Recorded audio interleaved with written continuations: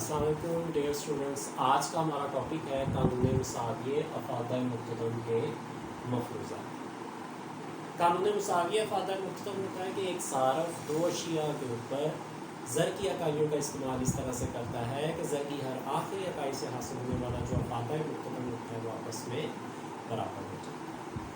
تو سب سے پہلا جو قانون مساویہ افادہ مقتدم کا جو مفروضہ ہے وہ ہے باشعور۔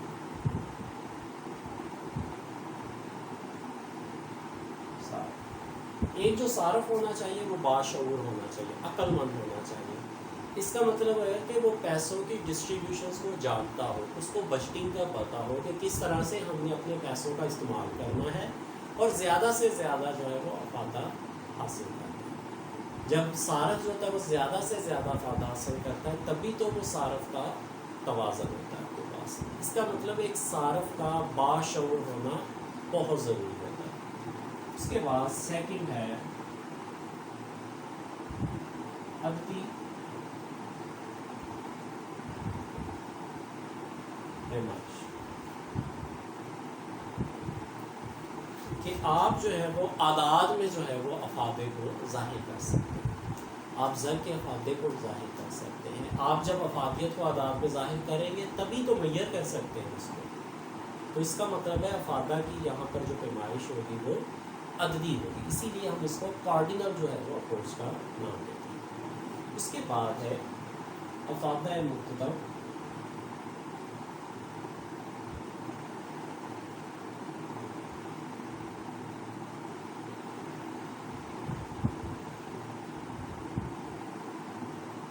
تقلیدی۔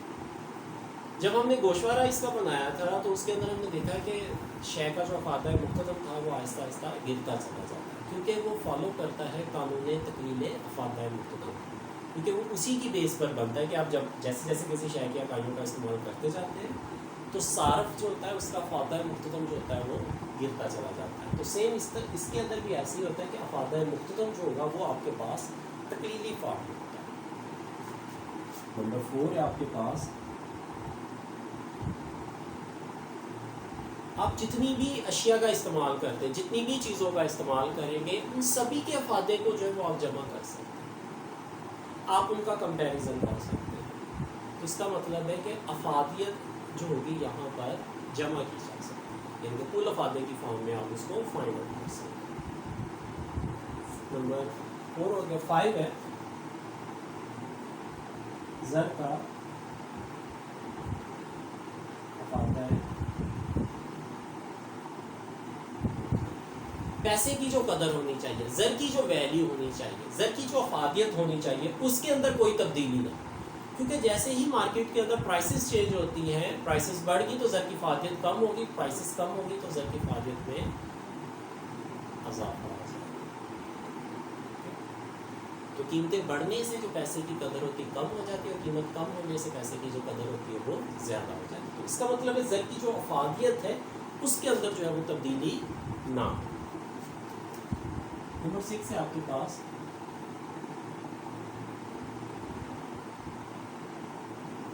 تقسیم، کہ زر کا جو افادہ مقتدم ہے آپ اس کو تقسیم کر سکتے ہیں، آپ اس کو ڈیوائڈ کر سکتے ہیں، یعنی کہ یہ جو افادیت ہوگی آپ اس کو تقسیم کر سکتے ہیں، یعنی کہ چیزوں کی جو افادیت ہوگی جب آپ ان کو چھوٹی چھوٹی اکائیوں میں تقسیم کریں گے تو افادہ مقتدم جو ہوگا وہ ڈیوائڈ ہو جائے گا۔ آپ ان کو ڈیوائڈ بھی کر سکتے ہیں، یعنی کہ تقسیم بھی کر سکتے ہیں اور بعد میں ان کو کیا ہے اکٹھا بھی کر سکتے ہیں، تو یہ تقسیم پذیر بھی ہوگی اور آپ کے پاس جو ہوگی یہ افادیت کو آپ جمع بھی کر سکتے ہوں گے، یعنی کہ آپ کل افادے کو بھی حاصل کر سکتے ہیں۔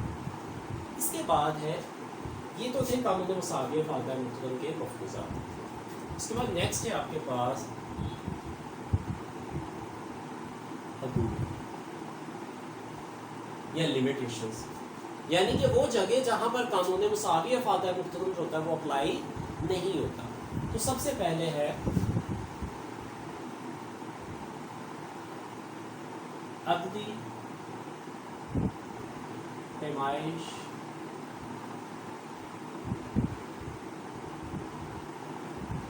ممکن، کہ افادہ کی جو عددی پیمائش ہوگی وہ ممکن نہیں، وہ آپ فائنڈ نہیں کر سکتے، کیونکہ آپ افادیت کو اعداد کے اندر نہیں ظاہر کر سکتے۔ کیونکہ یہ ایک ذہنی کیفیت کا نام ہے. تو اس کا مطلب ہے آپ افادے کی عددی پیمائش میں ممکن نہیں ہے. اس کے بعد ہے صارفین کا رویہ ہوتا ہے آپ کے پاس.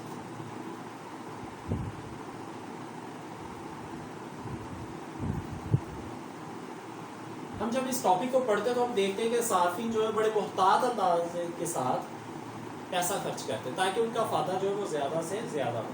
لیکن ہم جب ریئل لائف کے اندر دیکھتے ہیں تو ہم دیکھتے ہیں لوگ اتنے زیادہ محتاط نہیں ہوتے پیسے خرچ کرنے کے لیے. ہم بازار جاتے ہیں, جو چیزیں ہمیں پسند آتی ہیں, جو سامنے نظر آتی ہیں, ہم کیا کرتے ہیں ان کو خرید کر لے آتے ہیں. اب آج کل ان کی افادیت جو ہوتی ہے وہ جو پیسے ہم ادا کر رہے تھے ان سے کم ہوتی ہے, لیکن پھر بھی ہم کیا کرتے ہیں ان کو خرید لیتے ہیں کیونکہ ہمیں وقتی طور پر وہ جو چیز ہوتی ہے وہ زیادہ سیٹسفائی کر رہی ہے. اس کے بعد نمبر 3 ہے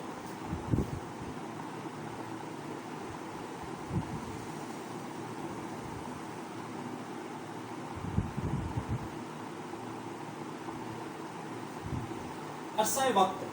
ٹائم ڈیوریشن جو ہوتا ہے بڑا کاؤنٹ کرتا ہے. اگر ٹائم ڈیوریشن زیادہ ہے,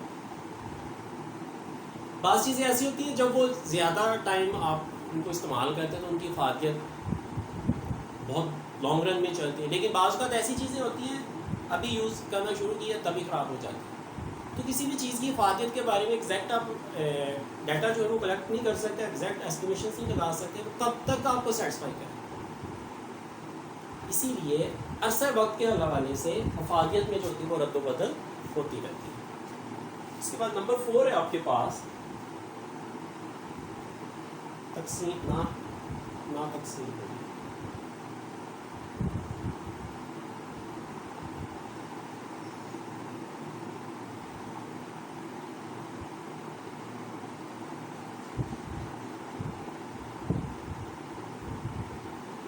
بہت ساری چیزیں ایسی ہوتی ہیں جن کو آپ تقسیم نہیں کر سکتے. اگر تقسیم کرتے تو ان کی افادیت جو ہوتی ہے وہ ختم ہو جاتی ہے. جیسے موبائل فون اگر سارے پارٹس کو نکال دیں گے تو وہ کسی کام کا نہیں رہے گا. جوڑیں گے تب جا کر وہ اس کی ویلیو جو ہوتی ہے وہ ویلیوبل ہوتی ہے آپ کے پاس, یعنی وہ پروڈکٹ جو ہے وہ آپ کے پاس ویلیوبل ہوتی ہے. اس کے بعد 5 ہے پبلسٹی.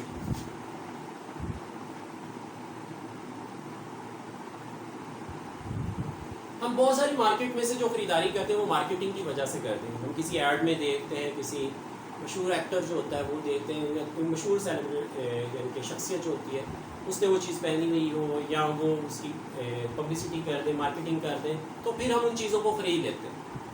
تو اس کا مطلب بہت ساری چیزیں ہمیں سیٹسفائی تو نہیں کر رہی ہوتی, لیکن ہم کیا کرتے ہیں مارکیٹنگ کے اثرات کی وجہ سے, مارکیٹنگ کی وجہ سے لوگ ان چیزوں کو خریدنا شروع کر دیتے ہیں. اس کے بعد نمبر 6 ہے آپ کے پاس فیشن اور رسم.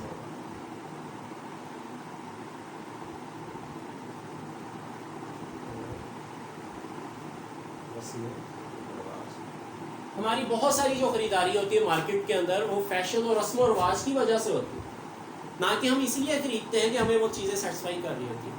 جو چیزیں فیشن میں ہوتی ہیں, رسم و رواج میں ہوتی ہیں, ہم ان چیزوں کو خریدتے ہیں. جو چیزیں آؤٹ آف فیشن ہو جاتی ہیں, آؤٹ آف سیزن ہو جاتی ہیں, ہم ان چیزوں کو نہیں خریدتے. اس کا مطلب ہے کہ ہماری بہت ساری سیلنگ پرچیزنگ جو ہوتی ہے وہ فیشن اور رسم و رواج کی بنیاد پر. اسٹوڈنٹس آج کا ہمارا جو لیکچر ہے وہ یہی تھا. اپنا بہت سارا خیال رکھیے گا. اللہ حافظ.